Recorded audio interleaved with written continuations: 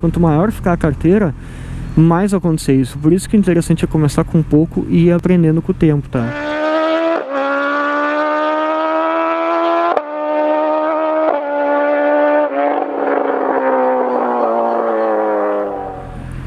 Salve, salve família, tudo bem com vocês? Aqui é o Motociclista Investidor em mais um vídeo.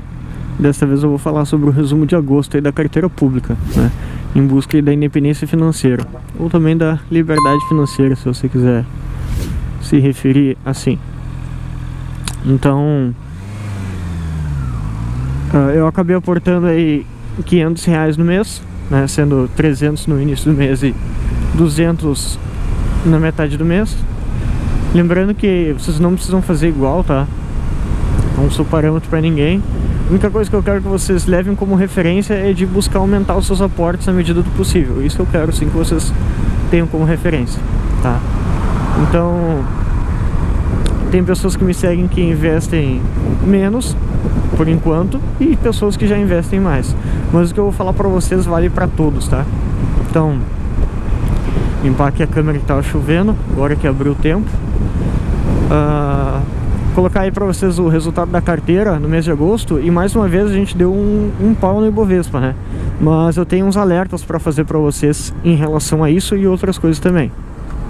Então, por mais que eu tenha ficado acima do Ibovespa, né, que é o principal índice aí da nossa bolsa, né, tem as ações aí mais negociadas na bolsa brasileira, a carteira ficou em 2,5% positivo, enquanto o Bovespa ficou 2,5% negativo, né? E por que o Bovespa ficou negativo? A gente tem que entender essas coisas. Teve muita instabilidade política, tá, no mês de agosto, e também teve alguns resultados trimestrais que acabaram levando algumas empresas para baixo, tá? Mas foram casos mais isolados. Teve muitos resultados aí bem significativos. E aí, por que a carteira performou muito melhor? Isso que é importante a gente entender. Por que ela performou melhor? Por causa da distribuição, por causa da diversificação, né? Diversificação é a palavra mais adequada. Tanto nos ativos internacionais, tá? Tanto no ETF da carteira e na Amazon, lembrando que nenhum ativo que eu vou falar é recomendação, quanto nas criptomoedas. Só que aí o primeiro alerta é o seguinte: eu estou muito exposto na minha carteira às criptomoedas e eu quero diminuir, tá? Então, eu tô tentando diminuir somente com os aportes, aportando mais, e faz tempo que eu não compro criptomoeda. Eu tô comprando só os outros ativos para diminuir essa exposição na minha carteira. Só que elas não param de subir, continuam representando aí 20% da minha carteira, e eu quero ter no máximo 5%. Eu não quero ter mais que 5%. Talvez em algum momento, se for oportuno, sim, mas não, eu não quero ter mais que 5%. Não é o momento. Então corre o risco aí de eu acabar tendo que vender elas, né? Que não é o que eu quero, mas corre o risco de eu acabar fazendo isso para dar uma balanceada na carteira. Então, qual que é o alerta que eu quero dizer? Bom, a minha carteira está performando bastante, mas daqui a pouco as criptomoedas elas podem acabar caindo também, e daqui a pouco vai acontecer isso, né? Normal. E aí eu vou acabar perdendo dos dois lados, e aí que a coisa pode acabar ficando feia e eu performar muito menos aí que o Ibovespa.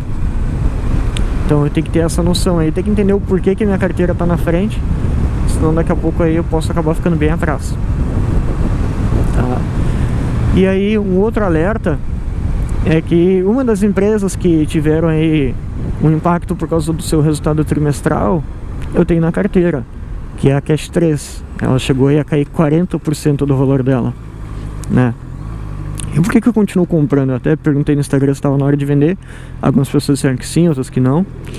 E eu continuei comprando, né? Eu comprei no mês de agosto aí tanto uma cota da Cash 3 quanto também de alguns fundos imobiliários, né?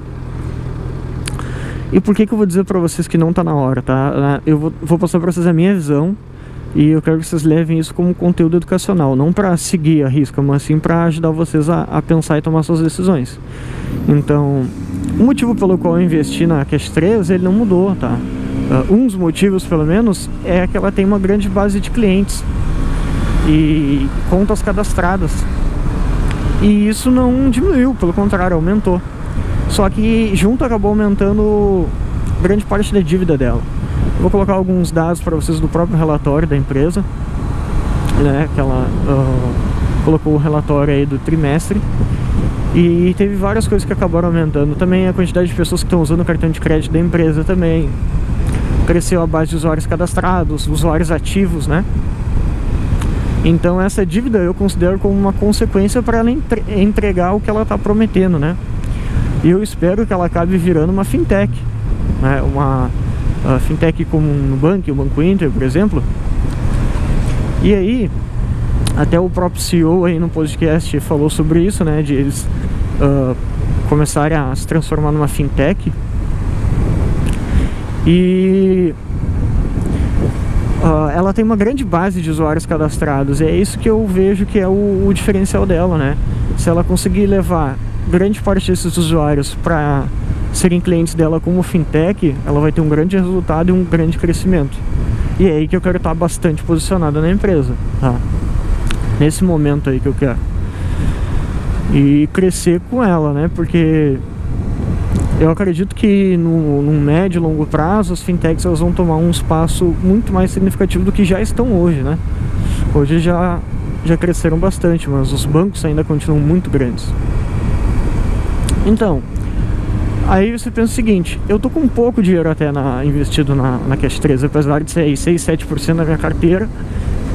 Minha carteira tá com um total de R$ 2.500, né? Então, pô, é muito ruim perder 40%, é muito ruim, né? A gente fica com receio ali de que vai cair mais, que não vai dar certo, né? Mas a gente tem que... É nesse momento que a gente tem que pensar como sócio da empresa, tá? Por isso que eu digo, os fundamentos não mudaram, eu vou continuar comprando. E aí, com o tempo, a gente vai saber se eu tomei a decisão certa ou não. Só que pensa o seguinte, né?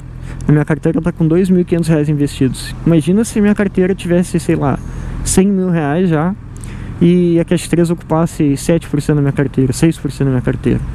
E aí, pô, 6% aí, ou 7%, enfim, são R$ 7.000 seriam, né, numa carteira de 100 mil. E aí cair 40%, pô, perder aí praticamente R$ 3.000 em menos de um mês em desvalorização. Dói, né, pessoal? Dói muito. Então isso vai acontecer. Quanto maior ficar a carteira, mais vai acontecer isso. Por isso que o interessante é começar com pouco e ir aprendendo com o tempo, tá? Então, conforme o tempo passar, a gente vai descobrir aí se a minha decisão foi a mais correta. Mas por mais que a empresa, vamos supor que a empresa ela não performe, tá? Digamos que eu acabe perdendo dinheiro com a empresa. Mas eu fiz o correto em relação aos fundamentos, tá, pessoal? De não me desfazer da empresa por causa de uma queda momentânea. Então eu tô pensando lá na frente, eu já tô pensando na empresa se transformando numa fintech, levando toda essa base de clientes dela aí pro serviço dela como fintech. Então é isso que eu espero da empresa, né? Uma das coisas que eu espero da empresa. Então, aí já fica também para vocês aí observarem que as empresas de tecnologia elas são mais arriscadas, oscilam mais. Isso é importante saber na hora de montar sua carteira e não acabar se expondo demais, né? Mais do que você gostaria. Então, esse é o segundo alerta. Deixa eu sair aqui do lado do bus. Esse é outro alerta que eu tenho para vocês, tá? E conforme vocês forem passar por isso, vocês vão lembrar, tá? Se prestar atenção, vocês vão acabar lembrando. Ah, não é fácil ver aí a carteira desvalorizando e continuar comprando, mas faz parte. Quando a gente começa a incorporar essa mentalidade de sócio mesmo, fica muito mais fácil. Por isso que é muito importante, tá? É muito importante entender esse tipo de atitude, para vocês dormirem tranquilos e tomar a decisão aí com convicção, tá? Eu vou colocar aí para vocês a rentabilidade geral da carteira, tá? Vou colocar o balanço, né? O balanço atual eu vou colocar tanto agora, mas eu vou colocar lá no início também, porque eu falei da porcentagem das criptos. Vai ser interessante vocês olharem quanto que tá aí de cripto na carteira. Segue aí também o balanço desejado. E é isso, pessoal. Vou colocar o extrato para vocês também. Segue aí o extrato. E eu quero que vocês prestem atenção nessas mensagens que eu deixo no vídeo, tá? Principalmente no vídeo da carteira, porque eles são muito importantes, pessoal. E conforme vocês, principalmente quem não investe ainda, conforme vocês forem começando a investir, vocês vão passar pelas mesmas situações e vão lembrar aí do que eu tô falando. Então, basicamente é isso. Eu vou ficando por aqui, pessoal. Até mais, um abraço e tchau, tchau.